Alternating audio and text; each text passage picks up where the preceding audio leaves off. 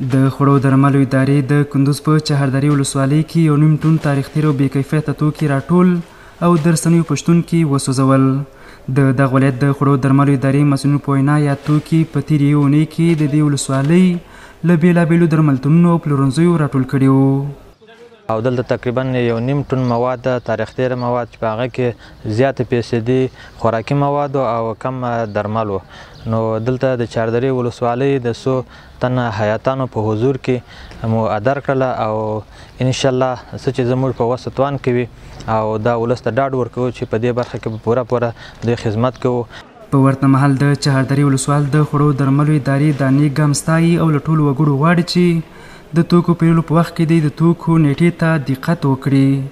د دوی د دې کار ستاینه کوو او موږ ورسره په هره برخه کې پوره همکاري ورسره کوو او د ټولو دکاندارانو نه دا هیله کوو، دا خواهش کوو چې په وطندارانو باندې او د دې مظلوم ولس باندې تاریخ تیرې خوراکي مواد او تاریخ تیرې دواوې خرڅې نه کړي.